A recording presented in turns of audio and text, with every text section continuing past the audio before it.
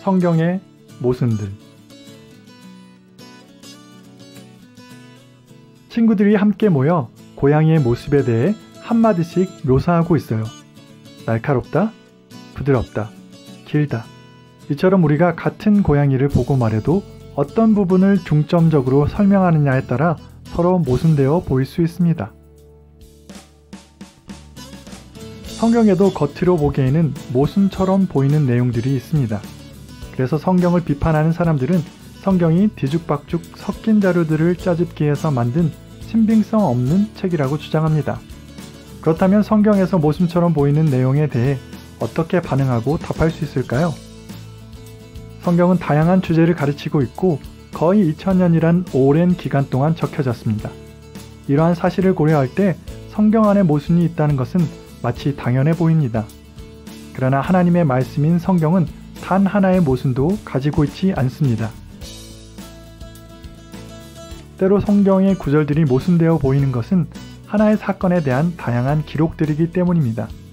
동일한 세부 사항을 공유하면서 특정 부분을 부각하려는 의도로 서로 다른 각도에서 기록했기 때문이죠.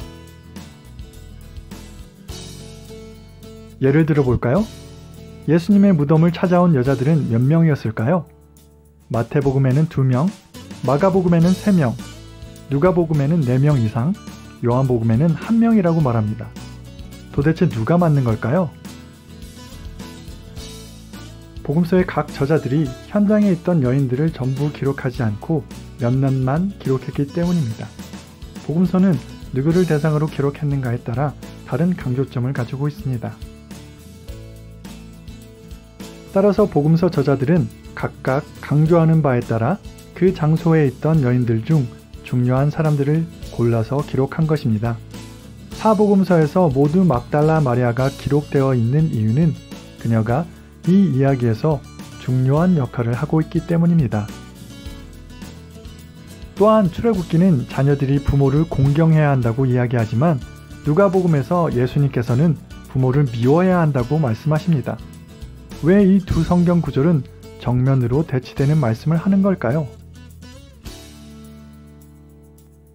이는 예수님께서 당시에 많이 쓰이던 과장법을 사용하셔서 마땅히 부모를 사랑하고 공경해야 하지만 예수님을 사랑하는 마음보다 앞서서는 안 된다는 사실을 강조하고 계신 것입니다. 이처럼 서로 양립될 수 없는 것처럼 보이는 다양한 기록들은 독자들로 하여금 한 사건을 다각도로 이해할 수 있도록 도와줍니다. 즉, 이러한 기록들은 모순이 아니라 더 풍부한 자료가 되어 성경의 내용을 정확하게 조명해 주는 것입니다.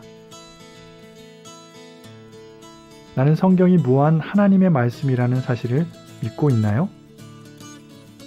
나는 모순이 되어 보이는 성경 구절들을 외면하지 않고 되려 깊이 연구하여 그 말씀의 뜻을 이해하려고 노력하고 있나요?